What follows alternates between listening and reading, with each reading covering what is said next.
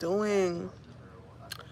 I burst a vessel in my eyes because my kid threw this light right here. Like this light fell right in my face. So yeah, so about like burst blood vessel or something like that. But anyways, that's not what I came here to talk about. I don't know if you guys know about the Jamaican TikTokers Howie and Nesha situation where Nesha died.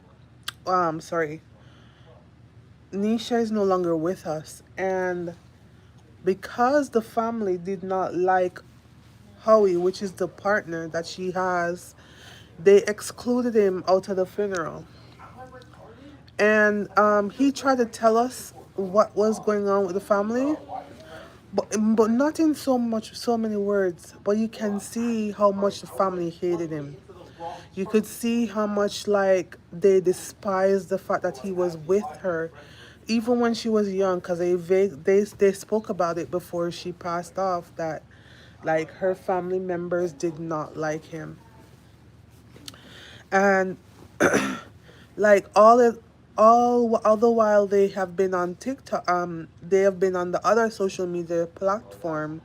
You have never seen any of her family members in her videos, when she had a baby, anything, nothing for her you've ever seen the family taking part in.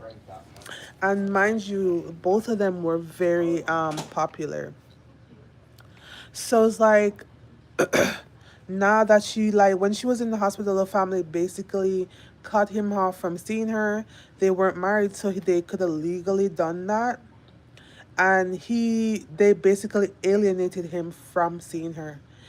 And the way how she died sends chills down my spine because like nobody knew what was going on with her until she died, and then all of a sudden everybody said it was cancer. But then before she died, they did not know what was going on, and the family decided not to do an autopsy. So it's like, to me, after she had the baby, she got back in like contact with her family, and they were like more in contact with her. And I'm saying this to say, be careful of those people, those family members who do not like you, who says nothing good about you or your partner, especially when they see that you're being loved and supported and cared for. Because she even, before she passed, she even said it out of her mouth. The only support that she ever got was from Howie. The only people that were there for her was from her partner. And to see how they treated her while they were laying her to rest. They rushed everything. They didn't want the partner to take part. He couldn't say anything. He couldn't even see the body, right? It was like they hated them. They hated that they were together, and they hated that he had access to her.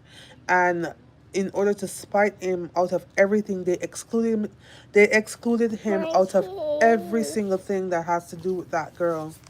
And I'm just I just think, I could be wrong, that they they did not like this person. They did not like her. And what if the access that she allowed them to have to her, um like help them to be able to put certain witchcraft practices on her. Like, hear me out. Like, I believe that if you see that certain people are toxic against you, and did not like you, and then all of a sudden you have all this fame and fame, and your life is going upwards, when these people try to keep in contact with you, you need to let them go. You need to cut the tie, because if you allow access to them, if you allow access to you, they will in turn be able to do things to you that you know nothing about. That's what I'm saying. Like, even with me, with my family members who I know that are toxic, who had nothing good to say about me, behind my back and in front of me, and you're not getting access to me anymore. You're not getting access to me because I know you're up to no good. You know what I mean? So it's like it is so sad to see that all this took place at this young girl's burial, and the father, the the boyfriend had no closure. Her baby seemed to have no closure because they didn't do what they were supposed to do for the baby. They were excluded out of everything. And it's like it just signals to me that certain people were not meant to be in your life. If you know that you have people in your life that are against you and they mean nothing, they don't mean you any good, do not give them access to you. Um, I have a story to tell you about this friend of mine a long time ago, right?